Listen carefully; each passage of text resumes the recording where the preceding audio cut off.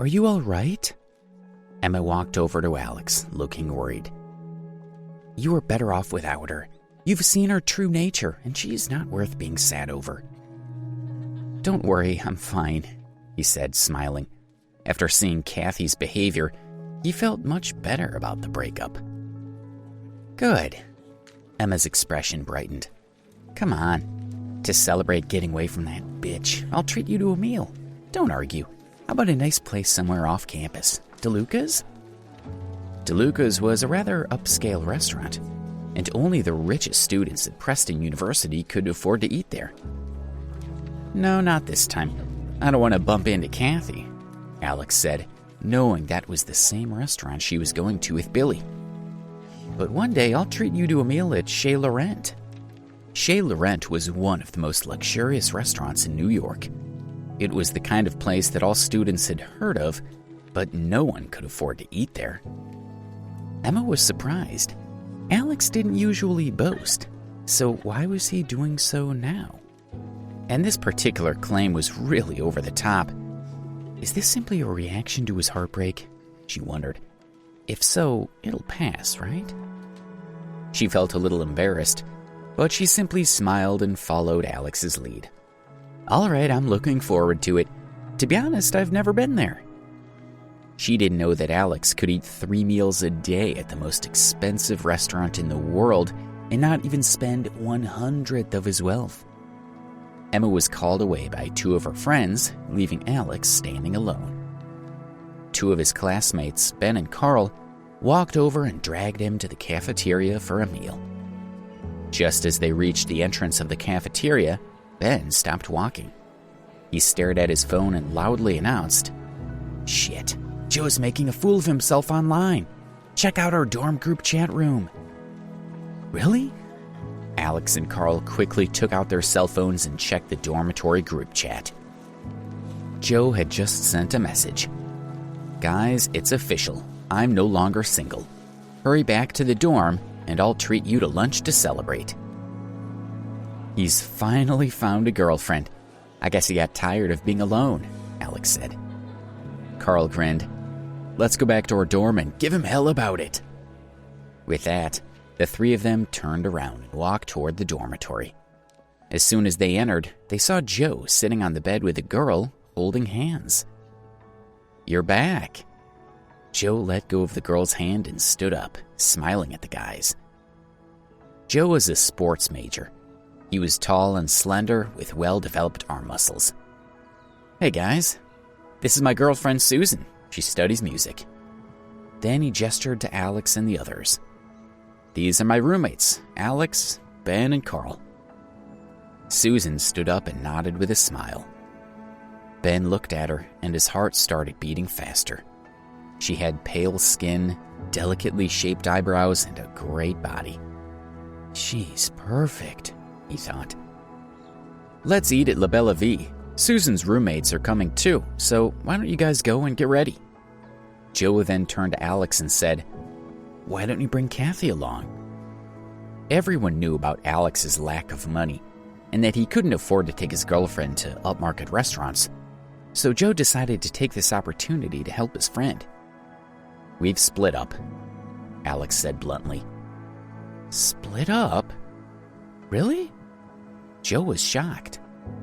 Ben glanced at Joe and he understood the silent message. The reason for the split was obvious: Alex's poverty. Hurry up. Susan looked at her phone and then raised her head. My roommates have already left for the restaurant and they're all quite impatient, so don't make them wait too long. Okay, then you guys get cleaned up and changed and then we can get going. Joe urged them, tugging at Susan's hand. Come on, let's wait for them outside. Joe stepped outside the dormitory with Susan and turned to see her standing with her arms crossed. What's wrong? He asked. She frowned. Aren't your roommates a little too ordinary looking? I mean, Ben's not very handsome and Carl is somewhat average too. Alex isn't bad, but judging from his clothes, he doesn't have much money. How can I introduce them to my roommates? Joe felt a little uncomfortable, but he forced a smile and said, It's just a meal. It's not like it's a blind date or anything, so why do you care so much about their looks? Do you think my friends are just coming for the food? She asked. I know them.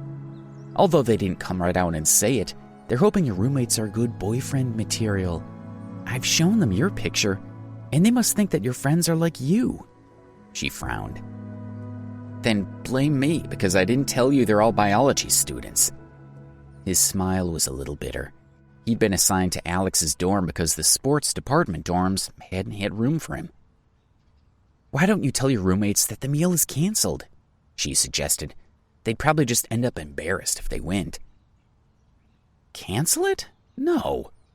If he canceled now, it would be awkward. Wouldn't that just make things worse? Fine then, but I'm not responsible for whatever happens, she pouted.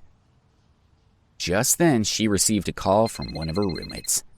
Susan held her cell phone to her ear. Rose, you're all there. How was it? When we get there, you'll see for yourselves.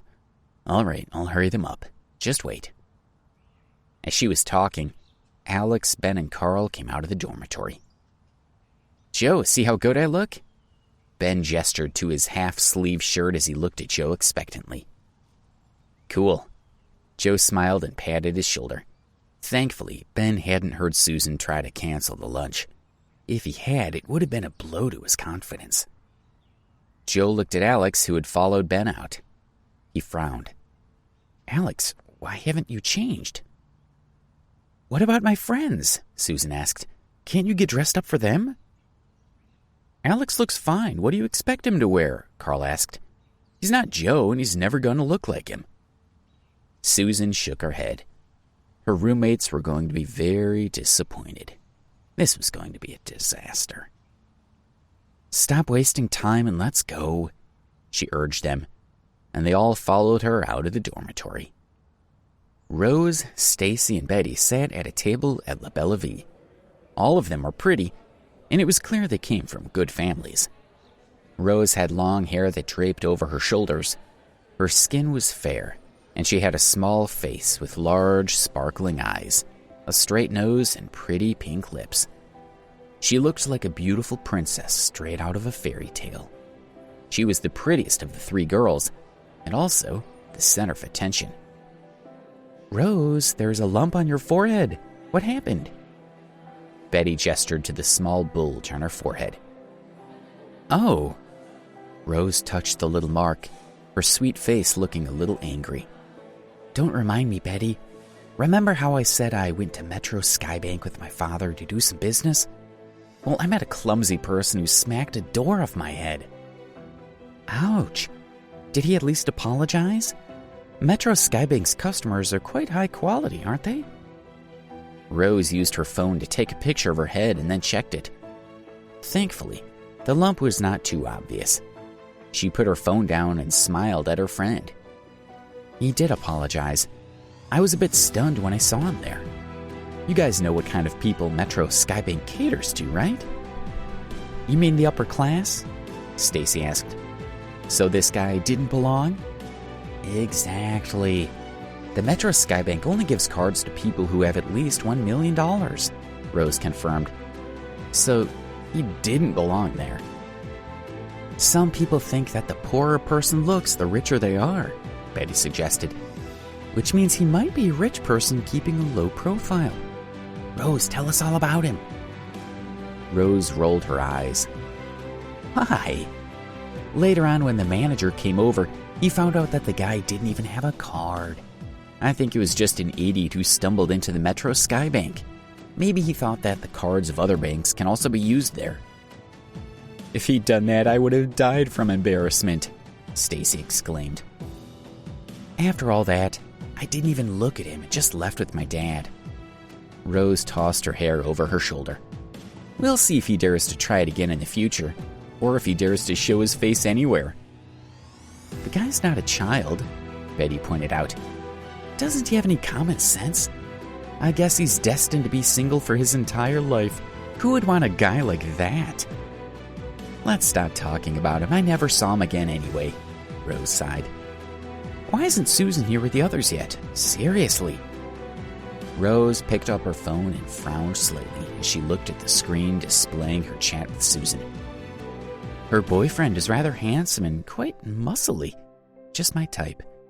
If one of his roommates looks like that, don't fight me for him, Rose winked. Cheeky, Stacy chuckled. Susan said her boyfriend is a sports major, so he should be pretty fit. We'll see about the others when they get here. The three girls chatted and laughed, checking each other's appearance and making a few adjustments as they waited for the guys to arrive. Finally, Susan, Alex, and the others arrived at La Bella Vie. Did you like this story? You can listen to thousands of such stories on the Pocket FM app. You can download the app now. Click the drop-down icon right beside the video title. In the drop-down window, hit the download link in the description or search for Pocket FM on the App Store on your iPhone or the Play Store on your Android. Now tap the Get button on your iPhone to install the app or hit the Install button on your Android phone. Join millions of other listeners on the Pocket FM app and discover thousands of riveting stories today.